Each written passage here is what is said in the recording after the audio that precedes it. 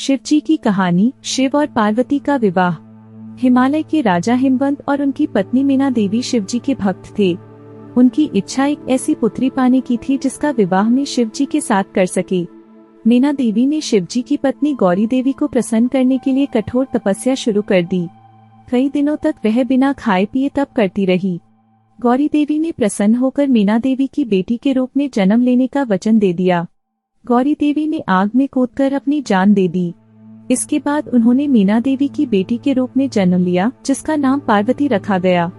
पार्वती ने जब बोलना शुरू किया तो उनके मुंह में पहला शब्द शिव ही निकला। बड़ी होकर वह बहुत सुंदर युवती बनी। इस बीच शिवजी ने अपनी पत्नी की मृत्यु से दुखी होकर लंबा ध्यान शुरू कर दिया था। हिमवंत को आशंका हो रही थी कि शायद शिवजी गहन ध्यान में होने के कारण पार्वती को पत्नी के रूप में स्वीकार न करें। उन्होंने समस्या के समाधान के लिए नारद को बुलाया। यदि आप भगवान शिव की कृपा पाना चाहते हैं तो इस चैनल को लाइक, शेयर और सब्सक्राइब करें। भगवान शिव आप पर कृपा करेंगे। नारद ने उनसे कहा कि पार्वती तपस्या के जरिए शिव जी का हृदय जीत सकती थी। हिमवंत ने पार्वती को शिव जी के पास ही भेज दिया। पार्वती ने दिन रात उनकी पूजा और सेवा की।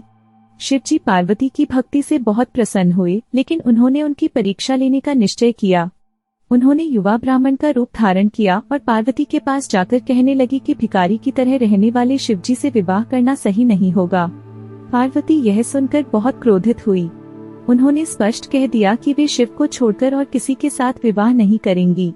उनके उत्तर से संतुष्ट होकर शिव अपने असली रूप में आ गए और पार्वती से विवाह करने को तैयार हो गए। हिमवंत ने धूमधाम से दोनों का विवाह कर दिया।